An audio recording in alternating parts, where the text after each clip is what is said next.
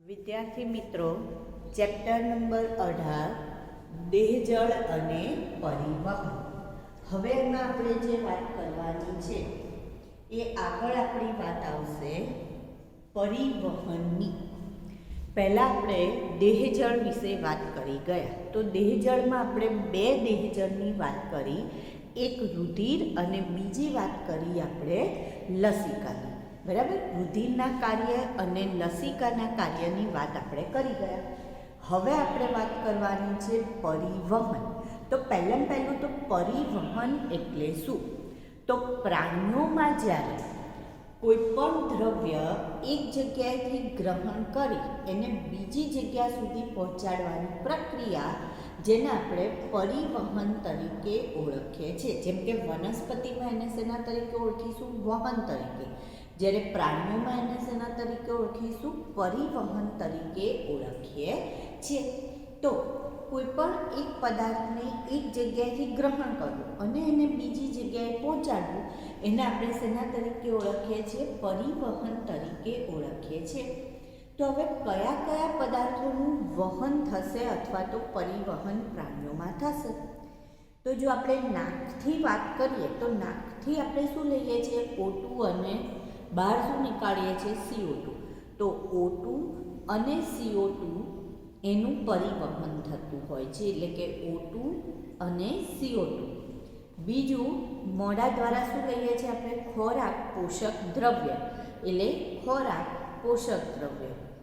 હવે અહીંયા આવીએ તો થાઇરોઇડ ગ્રંથિ હોય જેમાં અંતઃસ્ત્રાવ હોય, તો અંતઃસ્ત્રાવનું આ બધું જ્યારે શરીરમાં જાય અને જે ઉત્સર્ગ દ્રવ્ય ઉત્પન્ન કરે, ઉત્સર્ગ દ્રવ્યનું વહન અથવા તો એને એક જગ્યાએથી બીજી જગ્યાએ મોકલવાનું અથવા પરિવહનનું કામ જે થાય છે એને આપણે શેના તરીકે ઓળખીએ છીએ? પરિવહન તંત્ર તરીકે ઓળખીએ છીએ. હવે મનુષ્યની અંદર જો વાત કરીએ તો બે પ્રકારનું પરિવહન તંત્ર હોય, રુધિરાભિસરણ તંત્ર અને લસિકા પરિવહન તંત્ર. રુધિરાભિસરણ તંત્રમાં રુધિર, હૃદય અને રુધિર વાહિનીનો સમાવેશ થાય. લસિકા પરિવહન તંત્રમાં લસિકા વાહિની અને લસિકા ગાંઠ અથવા ગ્રંથિનો સમાવેશ થશે. પછી હવે જો આપણે વાત કરીએ તો બે પ્રકારનું પરિવહન જોવા મળશે, ખુલ્લું તંત્ર અથવા ખુલ્લું પરિવહન અને બંધ પરિવહન. તો ખુલ્લું પરિવહન તંત્ર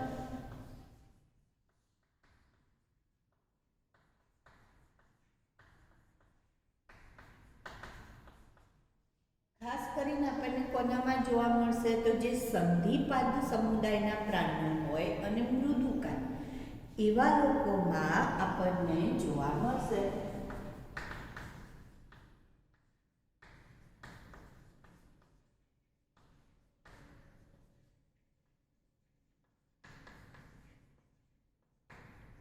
અને બંધ પ્રકારનું જે પરિવહન તંત્ર છે એ કોનામાં જોવા મળશે? તો નુપુરકથી લઈ પૃષ્ઠવંશીમાં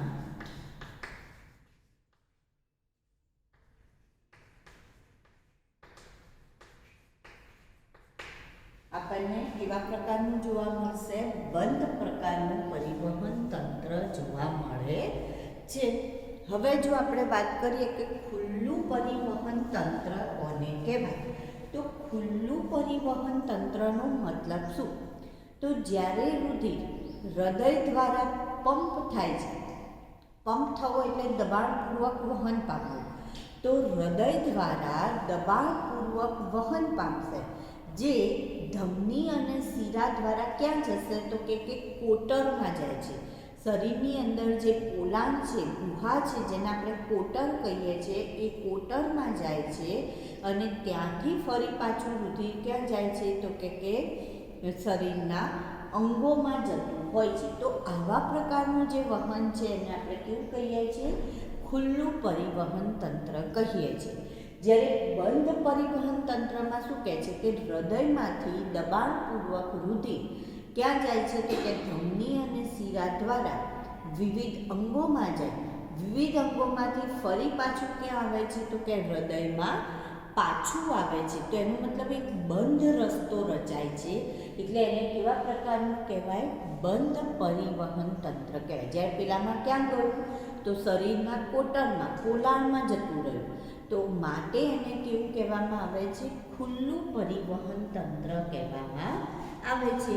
જે બંધ પ્રકારનું છે વધારે લાભદાયક છે. કેમ તો કે એમાં જે રુધિર પ્રવાહ જે છે એને સરળતાથી નિયંત્રિત કરી શકાય છે.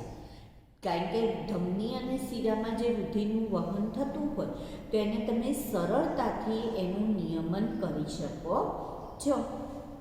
હવે આપણે જો આગળ આમાં વાત કરીએ તો જે પૃષ્ઠવંશી પ્રાણીઓની વાત કરીએ, જુદા જુદા પ્રાણીઓમાં આપણે જોઈએ તો સૌથી પહેલા આપણે વાત કરીશું મત્સ્ય. તો મત્સ્યમાં જે હૃદય છે, આ જે આપણે પરિવહન તંત્ર કહીએ એમાં આપણે રુધિર, હૃદય અને રુધિર વાહિની. તો હવે આપણે હૃદયની વાત કરીએ તો મત્સ્યમાં જે હૃદય છે એ હૃદય કેટલા ખંડનું બનેલું હોય તો કે 2 ખંડનું બનેલું હોય છે. એટલે કેવું હૃદય છે તો કે દ્વિખંડી હૃદય હોય છે. દ્વિખંડીનો મતલબ એક કર્ણક અને એક શું હોય છે? ક્ષેપક હોય છે.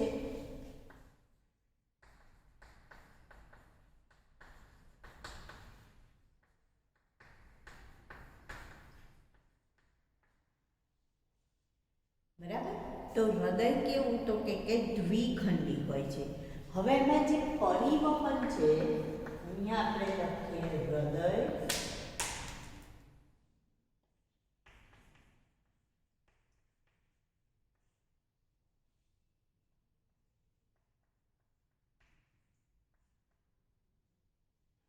જે પરિવહન છે એને આપણે એકલ પરિવહન તરીકે ઓળખીએ છીએ.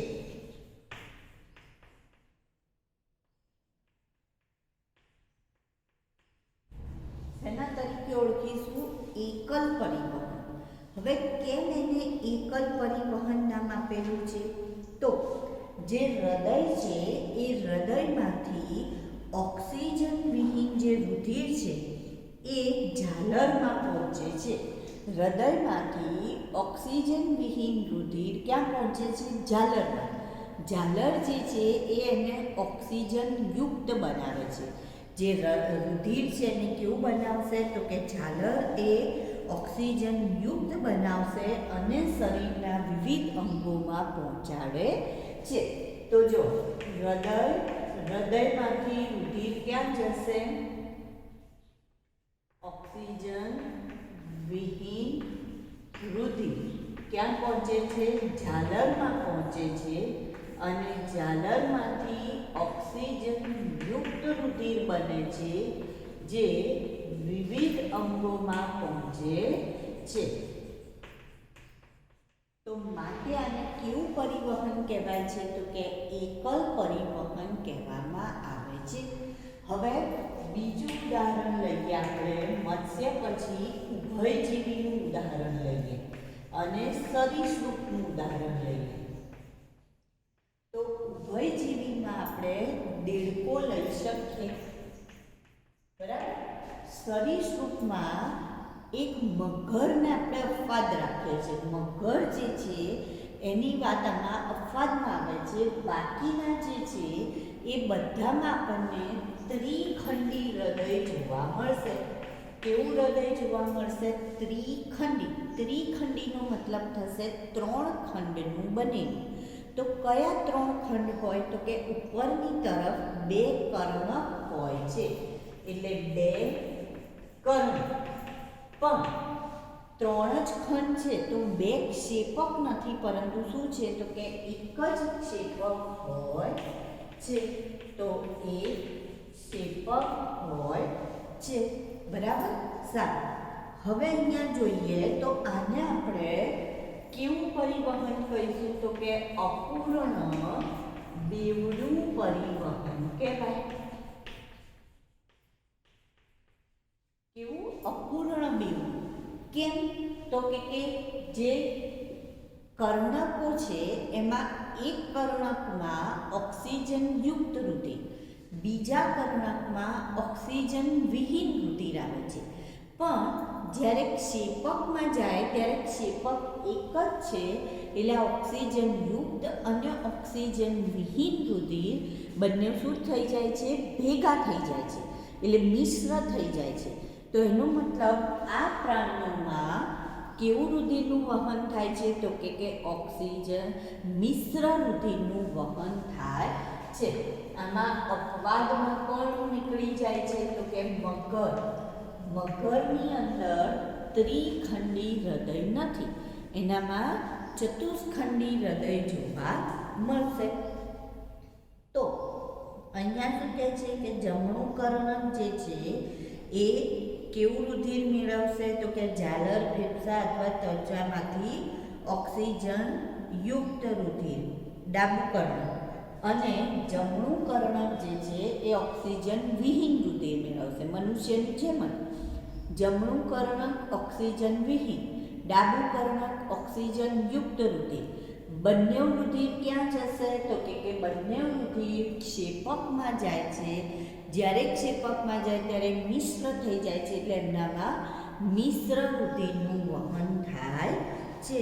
કેવા રુધિરનું વહન થશે? તો કે મિશ્ર રુધિરનું વહન થશે. બરાબર. ત્યાર પછી ત્રીજું ઉદાહરણ જો આપણે લઈએ તો એમાં આવશે હવે વિહગ, સસ્તન, એની વાત આવશે. બરાબર. વિહગ, સસ્તન, મકર. વિહગનો મતલબ શું થશે? પક્ષીઓ. વિહગનો મતલબ શું થાય? પક્ષીઓ. અને સસ્તન જેમાં મનુષ્ય, સસલા, વાંદરા, ઉંદર આનો સમાવેશ થશે. સસ્તન. તો એ બધામાં આપણને ચતુષ્ખંડી હૃદય જોવા મળશે. કેવું હૃદય જોવા મળે છે? તો કે ચતુષ્ખંડી હૃદય જોવા મળશે. ચતુષ્ખંડીનો મતલબ કેટલા? 4 ખંડ હોય છે, જેમાં 2 કર્ણ અને 2 ક્ષેપક આવેલા હોય છે. 2 કર્ણ અને 2 ક્ષેપક હોય છે. તો એનો મતલબ વહન કેવા પ્રકારનું થશે? તો કે બેવડું પરિવહન થશે. બેવડું એટલે કેવું? પીધેલું ના. બેવડુંનો મતલબ થાય કેવા પ્રકારનું પરિવહન થશે? તો કે બેવડું પરિવહન એટલે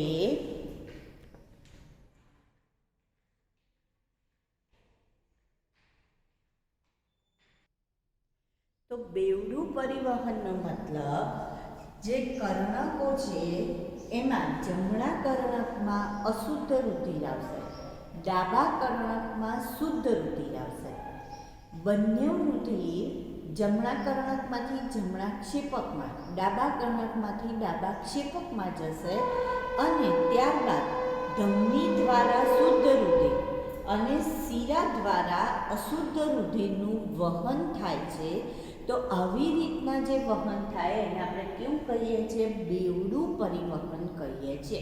એટલે બંને ઓક્સિજનયુક્ત અને ઓક્સિજન વિહીન બંને રુધિરનું વહન કેવું થાય છે? તો કે અલગ અલગ થાય છે, જુદી જુદી ચેમ્બરમાં થાય છે.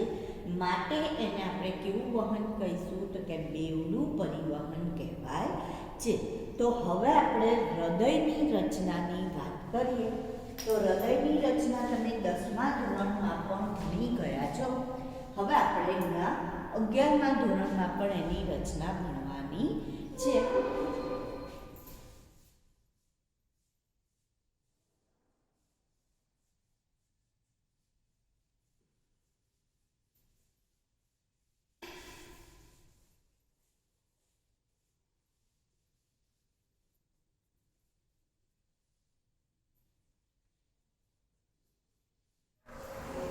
તો સૌથી પહેલા આપણે આકૃતિની વાત કરીએ એની, અને ત્યાર પછી એની રચનાની વાત કરીશું.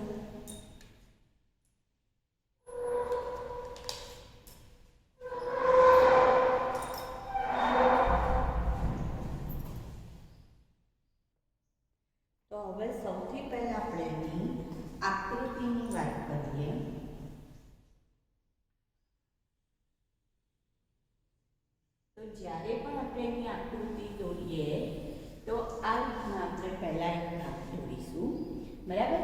અહીંયાથી તમારે આ ભાગને થોડો વળાંક લેવાનો છે અને આ છેડો બુઠ્ઠો રાખવાનો છે, અણીદાર નહીં રાખીએ આપણે. આ રીતના વળાંક લઈશું અને આમ અણી નહીં રાખીએ. હવે અણી રાખવાની નથી, છેડા કેવા રાખવાનો છે તો બુઠ્ઠો રાખીએ છીએ. અને અહીંયા જુઓ તમે, એક ભાગ થોડો ઉપર રાખેલો છે, બીજો કેવો રાખીએ છીએ, નીચે તરફ રાખીએ છીએ. હવે એ બંનેને વચ્ચેથી આ રીતના આપણે જોડી દીધેલો છે. ત્યાર પછી એમાં આપણે ડબલ લાઈન કરીશું.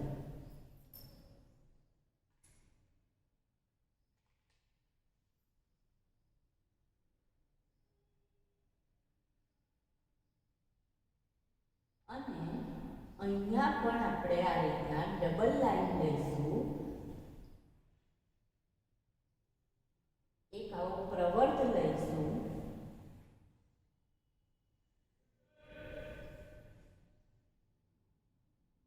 છેક આટલે સુધી જોઈન કરીશું અને એને અહીંયા એક આ પ્રવર્તની સામે બીજો પ્રવર્ત લઈએ છીએ, બરાબર. સામેની બાજુ જોઈએ તો ત્યાં પણ આપણે શું કરીએ છીએ તો કે ડબલ લાઈન લઈશું, ફરી પાછું એક પ્રવર્ત લઈશું આ રીતના. હવે આ જે ભાગ છે એના આટલો છેક નીચે નથી લાવવાનો, થોડોક એનાથી ઉપર જ રાખીશું આપણે.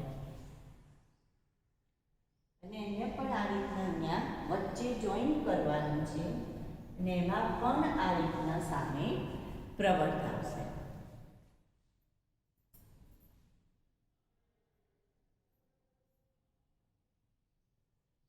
ત્યારબાદ વચ્ચે આ રીતના જોઈન્ટ કરીએ છીએ. હવે ઉપર તરફ જોઈએ તો સૌથી પહેલા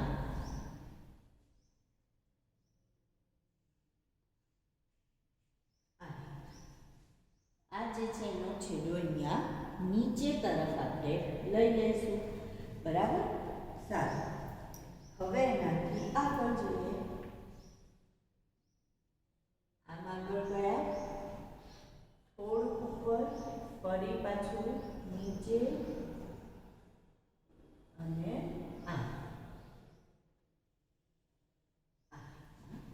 એને અહીંયા પૂર્ણ કરી દઈએ છીએ.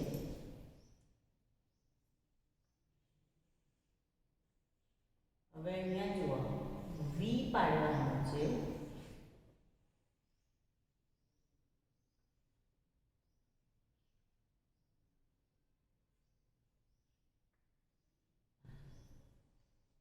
બરાબર. તો આ આપણી હૃદયની જે આકૃતિ છે એ અહીંયા પૂર્ણ થાય છે.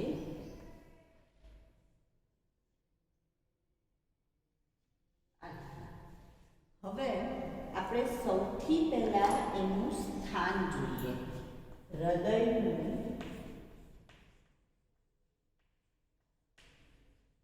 આંતરિક રચના, એમાં સૌથી પહેલા એનું શું આવે, સ્થાન. તો હૃદય ક્યાં આવેલું છે તો કે ઉરસીય ગુહા. ઉરસ અને ઉદર મેં ભાગ તમને સમજાયા છે કે જે છાતીનો ભાગ છે એને ઉરસ કહેવાય અને જે પેટનો ભાગ છે એને ઉદર કહેવાય. તો ઉરસીય ગુહા આપણે જ્યારે મેં તમને પેલું સ્કેલેટન કંકાલ તંત્ર બતાવ્યું ત્યારે પણ પોલાણ બતાવ્યું હતું પાછળી પિંજરની વચ્ચે. તો એ જે પોલાણ બન્યું હતું એ પોલાણને શેના તરીકે ઓળખાય છે, ઉરસીય ગુહા તરીકે ઓળખાય. તો ઉરસીય ગુહામાં બે ફેફસાની વચ્ચે સહેજ ડાબી તરફ ઉરસીય ગુહામાં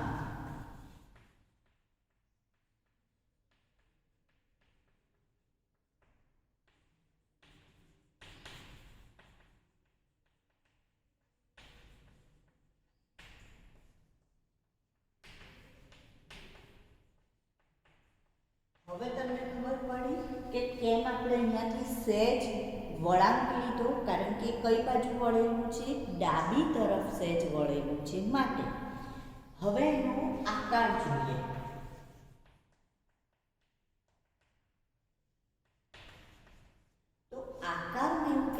શંકુ. પણ જે શંકુ છે, ધારો કે તમે આઈસ્ક્રીમનો કોન લો છો તો આઈસ્ક્રીમનો કોન એ શંકુ આકાર કહેવાય. તો એની અંદર ઉપરથી કેવો તો પહોળો, નીચેથી કેવો સાંકડો, પણ નીચેનો જે છેડો છે એ બુઠ્ઠો હોય છે, અણીદાર નથી. બરાબર? એટલે શંકુ ઉપરથી પહોળો, નીચેથી સાંકડો, બુઠ્ઠો ભાગ. બરાબર? બુઠ્ઠો છેડો. હવે એનું કદ. તો જો કદમાં આપણે વાત કરીએ તો એક મુઠ્ઠીમાં સમાય તેટલું. કેટલું કદ હોય? એક મુઠ્ઠીમાં સમાય તેટલું. નાનું બાળક હોય તો એનું એક મુઠ્ઠીમાં સમાય, તો કોઈ પણ હોય એનું પોતાની મુઠ્ઠીમાં સમાય તેટલું હૃદય હોય. એટલે એક મુઠ્ઠીમાં સમાય તેટલું જોવા મળે છે એનું કદ. હવે જો રચનાની આપણે વાત કરીએ તો એમાં પહેલા આપણે એની બાહ્ય રચના કરીએ. તો આનો ઉદ્ભવ ક્યાંથી થશે? તો કે મધ્ય ગર્ભ સ્તરમાંથી થાય છે. ક્યાંથી થાય છે? મધ્ય ગર્ભ સ્તરમાંથી. મધ્ય ગર્ભ સ્તરમાંથી કેટલીક રચના એવી છે કે જે અંતઃગર્ભ સ્તરમાંથી પણ ઉત્પન્ન થતી હોય. 3 ગર્ભ સ્તર હોય ને, બાહ્ય, મધ્ય અને અંત. તો હૃદય શેમાંથી ઉત્પન્ન થાય છે? તો કે મધ્ય ગર્ભ સ્તરમાંથી ઉત્પન્ન થતી રચના. શેમાંથી ઉત્પન્ન થાય છે? મધ્ય ગર્ભ સ્તરમાંથી ઉત્પન્ન થતી રચના. મધ્ય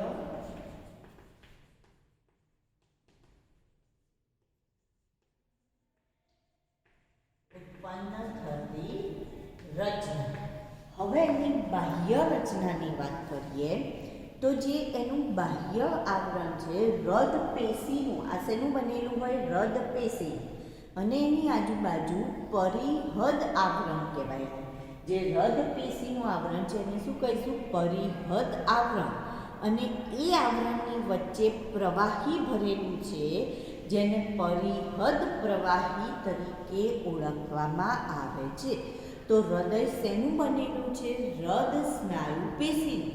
શેનું બનેલું હોય? હૃદ સ્નાયુ પેશીનું બનેલું.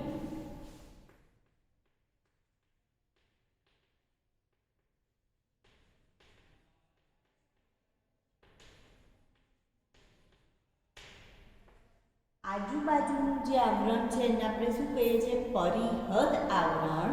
અને એ દ્વિસ્તરીય છે, 2 સ્તર છે.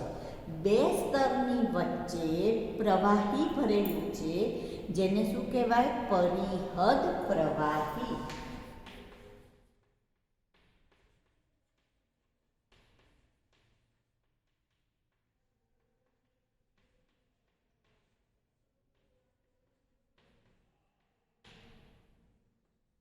તો આની શું થઈ ગઈ?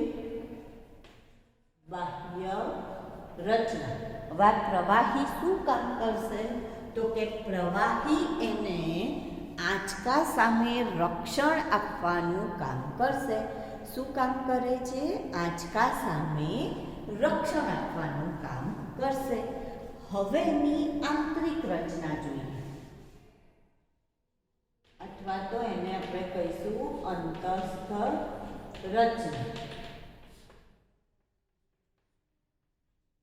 તો હવે જો અંતસ્થ રચના જોઈએ તો સૌથી પહેલા હૃદય એ કેટલા રૂમ ધરાવે છે? કેટલા રૂમનો ફ્લેટ છે કે બંગલો છે?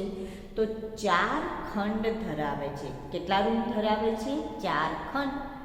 તો 4 ખંડ ધરાવે છે માટે હૃદયને શું કહીશું આપણે? ચતુષ્ખંડી. તો પહેલું તો હૃદય કેવું છે? તો કે ચતુષ્ખંડી હોય છે. હવે જો ચતુષ્ખંડી છે એનો મતલબ શું ધરાવે છે? તો કે 4 ખંડ. એમાંથી ઉપરના જે ખંડ છે એને આપણે શું કહીશું? કર્ણ. અને નીચેના જે ખંડ છે એને ક્ષેપક કહેવાય. હવે જ્યારે આપણે કક્કો બોલતા હોઈએ ક ખ ગ ગ, તો એમાં પહેલું બારાખડીમાં પહેલો અક્ષર કયો આવે? ક. એનો મતલબ ક પહેલો આવે એટલે કર્ણક પહેલાં અને ક્ષ છેલ્લે આવે એટલે ક્ષેપક પછી. તો ઉપરના ખંડને કર્ણક અને નીચેના ખંડને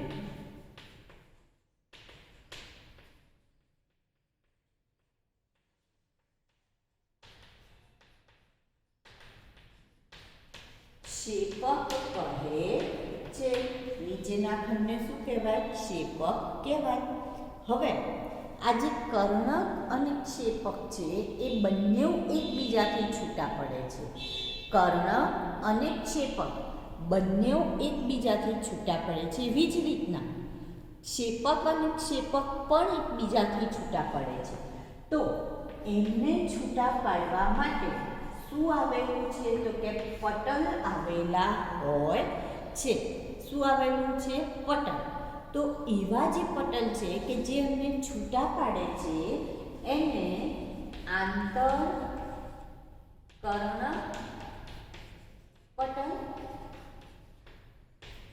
આંતર ક્ષેપક પટલ. એનો મતલબ બે કર્ણકને છૂટા પાડે, બે ક્ષેપકને છૂટા પાડે અને કર્ણક અને ક્ષેપકને પણ છૂટું પાડે. એટલે આંતર કર્ણક ક્ષેપક પટલ પણ આવેલું છે. જે શું કામ કરે છે? તો કે જે ક્ષેપક અને કર્ણકને પણ છૂટું પાડે છે. બરાબર. તો જો આંતર કર્ણક એનો મતલબ બે કર્ણકને છૂટા પાડતો પડદો, પડદો સ્નાયુનો બનેલો હોય. આંતર ક્ષેપક એટલે કે બે ક્ષેપકને છૂટું પાડતું પડદો અથવા પટલ. આંતર કર્ણક ક્ષેપક પટલ એનો મતલબ જે કર્ણક અને ક્ષેપકને એકબીજાથી છૂટા પાડે. એ પછી આપણે જો આગળ જોઈએ તો એસે ગાંઠ એવી ગાંઠ આવેલી છે. હવે અહીંયા જે આંતર કર્ણક ક્ષેપક પટલ છે એમાં આપણે જો વાલની વાત કરીએ તો આપણને બે પ્રકારના વાલ જોવા મળશે. ત્રિદલ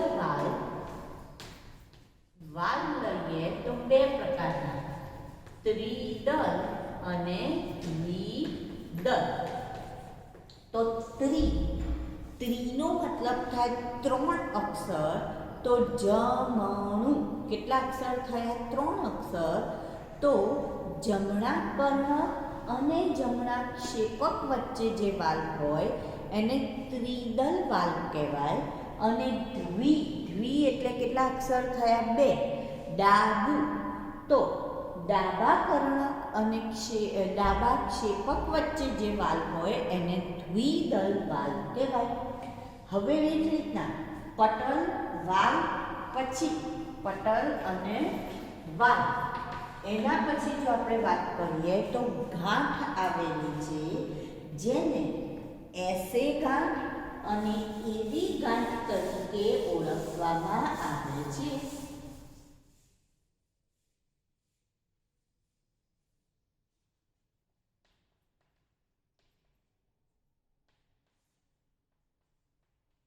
એસે ગાંઠ, એવી ગાંઠ અથવા તો એને નોડ્યુલ્સ પણ કહેવામાં આવે છે. તો આ જે એસે ગાંઠ છે એ એસે ગાંઠ એને સાયનોએક્ટ્રિયલ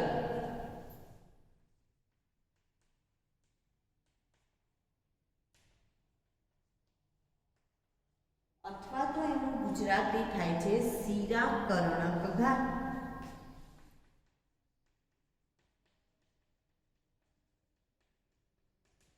અને એવી ગાંઠ એટલે કે કર્ણક ક્ષેપક ગાંઠ અથવા એટ્રિયોવેન્ટ્રિક્યુલર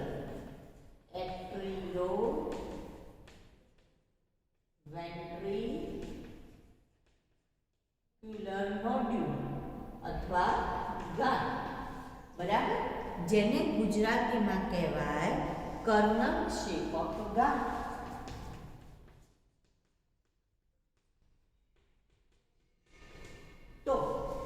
આમાંથી જે એસે ગાંઠ છે એ આપણને ક્યાં જોવા મળશે?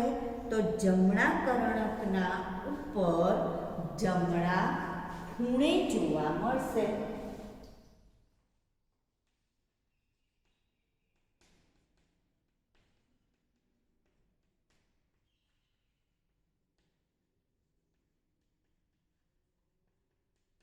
અને એવી ગાંઠ જે છે એ જમણા કર્ણકના નીચે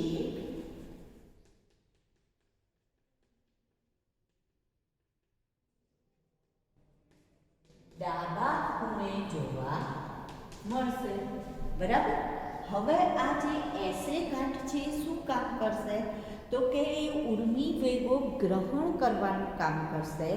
એટલે એને નૈસર્ગિક આપણે જે ધબકારા માટે ધબ ધબ ધબકારા માટેના ઉર્મી વેગો ગ્રહણ કરશે. એટલે એને નૈસર્ગિક પેસમેકર તરીકે પણ ઓળખવામાં આવે છે, અથવા કુદરતી પેસમેકર તરીકે પણ એને ઓળખાય છે. જો આ કુદરતી પેસમેકર છે કે જે ધબકારાઓનું વહન કરવાનું કામ કરે છે, કે હવે ધબ થશે, ધબ થશે, ધબ, લપ ડપ, લપ ડપ આવો અવાજ આવે છે. તો આ જે લપ ડપ અવાજ છે એ એના કારણે આપણને ધક ધક ધક ધક સંભળાય છે. તો એ જે લપ અને ડપ અવાજ છે એ લાવવા માટે, એ મોકલવા માટે કોણ જવાબદાર છે? તો કે એસે ગાંઠ. એ કોને મોકલશે? તો એવી ગાંઠને મોકલશે. એવી ગાંઠ એ લપ ડપ અવાજને ક્યાં મોકલે છે? તો કે એ કર્ણકમાંથી ક્ષેપકમાં એનું વહન કરાવડાવે છે. કર્ણકમાંથી ક્યાં મોકલશે? ક્ષેપકમાં મોકલશે. તો આવી રીતના, અને એક અહીંયા વાલમાં આપણે ત્રીજો વાલ જો વાત કરીએ તો અર્ધચંદ્રાકાર વાલ. કયો? અર્ધચંદ્રાકાર વાલ. હવે આપણે અહીંયા આની અંદર બધી રચના જોતા જઈએ તો સૌથી પહેલાં આપણે જોઈએ કે ચાર ખંડ. તો કયા ચાર ખંડ? તો જમણું કર્ણ. તો જો આ હૃદયની આકૃતિ તો આપણે દોરી કાઢી. હવે એનું નામ નિર્દેશન કરતી વખતે આપણે યાદ રાખવાનું કે આ રીતના જોવાનું છે. આ હૃદયને આપણે આ રીતના જોઈશું તો આ ભાગ બધો કયો આવશે? જમણો. અને આ બાજુનો ભાગ બધો કયો આવશે? ડાબો. તો આ જે છે એ જમણું કર્ણ. ઉપરના જે ખંડ હશે એ શું છે? તો કે કર્ણક છે. બરાબર. નીચેના જે ખંડ છે એ કયા છે? તો કે ક્ષેપક. તો આ જમણું ક્ષેપક. હજી આની અંદર હિસ સ્નાયુ જૂથા રીતના આવશે.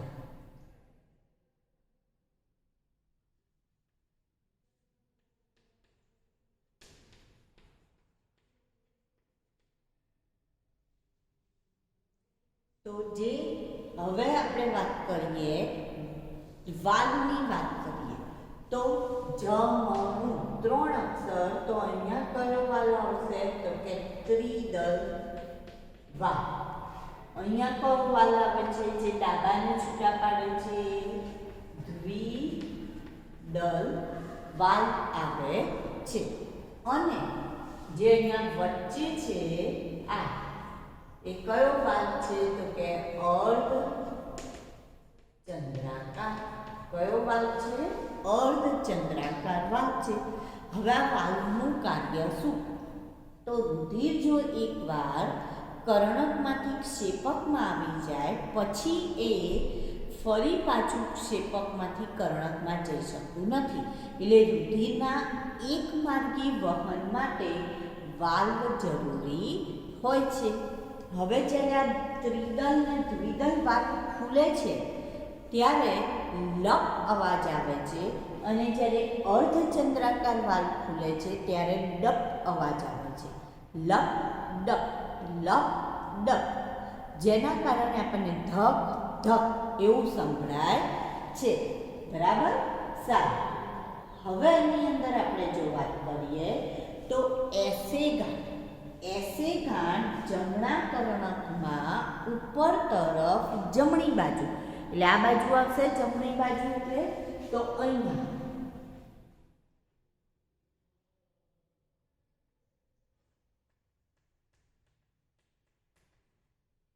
અને જમણા કર્ણકમાં નીચે તરફ ડાબી બાજુ એવી ગાંઠ આવેલી હોય છે. એ ઉપરાંત આપણે જે વાત કરી કે પરકિંજે તંતુ અને ક્ષેપકમાં પરકિંજે તંતુ છે જે હિસ જૂથ તરીકે ઓળખાય છે અને શું કરે છે તો કે સક્રિય કલાવીજ સ્થિતિમાન ઉત્પન્ન કરે છે. હિસ સ્નાયુ જૂથ જે સંકોચન અને વિકોચનની પ્રક્રિયા કરે છે, સંકોચન અને વિકોચનની પ્રક્રિયા કરશે. બરાબર. તો આ હૃદયની રચનામાં આ જે છે એને અગ્ર મહાશિરા તરીકે ઓળખીશું. આ જે છે એ ફુફ્ફુસ ધમની ફુફ્ફુસ શિરા. અહીંયા આપણે લઈશું ધમની કાન અથવા આરોહી ધમની.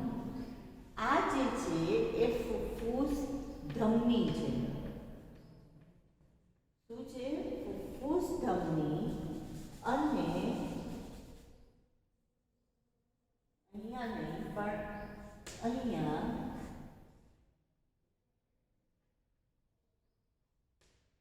ફુફ્ફુસ શિરા જોવા મળશે. તો આ આખા હૃદયની રચનાની આપણે વાત કરીએ છીએ.